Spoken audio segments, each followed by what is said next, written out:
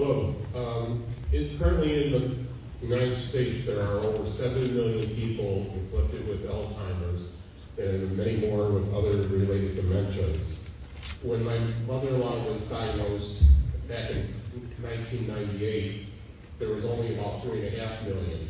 Now it's up to 7 million. By 2050, there's going to be over 15 million.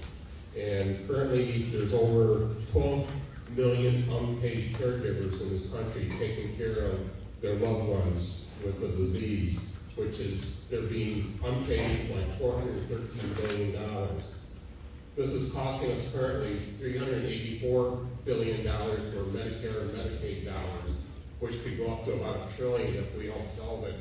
How can we get the National Institute of Health budget to be increased to find a cure for it like we have for heart and AIDS and all the others? Yeah, thank you. Appreciate you coming again. Always on the purple shirts or for the Alzheimer's Association. Appreciate it. Appreciate that being here again. So,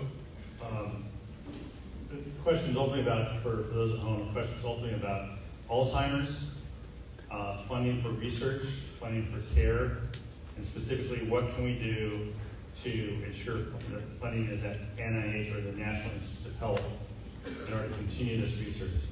A great question, because NIH is one of those agencies that's on the target list, unfortunately, for this administration.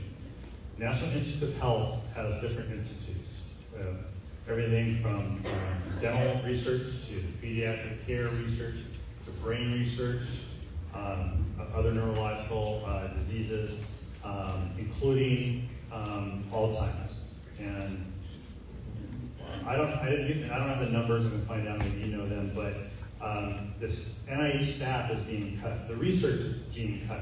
The administration is going after colleges and universities, including the University of Washington, to cut funding for healthcare research. And UW is the top recipient of NIH dollars in the country, I believe, if not like 1, 2, or 3, which they then turn into research that helps save lives later. Some of this research takes a while. It takes a while to get results. But that's what it takes to get results. We've been trying to find cures, treatments for Alzheimer's for a long time. Some advancements, never fast enough, but there will be no advancement with no dollars as well. And as you point out the numbers, more and more folks, as they get older, so that population gets older, it gets larger, the demographics, just by definition, the number of folks who will have Alzheimer's at 65 and over is going to increase. And so it is in our best interest to find treatments and cures now and continue to invest in that, as opposed to later or doing nothing. Because nothing means higher Medicare costs, higher Medicaid costs, and we're, as I noted, they want to cut Medicaid in the future.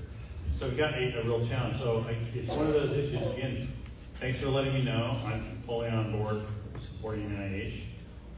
But these are the kinds of things that we need to continually communicate about this administration. I will say the budget just came out. The president's budget just came out. And history shows the president proposes and Congress disposes.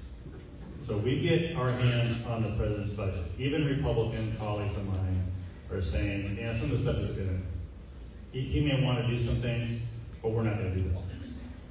And I'm hopeful that NIH funding is one of those. I'm hopeful the Department of Education is one of those. I'm hopeful that USAID is one of those. I'm hopeful PBS, or Corporation for Public Broadcasting, is one of those. Because my sons grew up watching Arthur the Aardvark, and I watched him do Massachusetts Mystery. And a little itty-bitty percentage, a little itty-bitty, tiny itty-bitty percentage of public money goes to the PBS. Very little. But, you know, they want to get rid of that all. So, anyway, so just thanks for showing up and being vocal.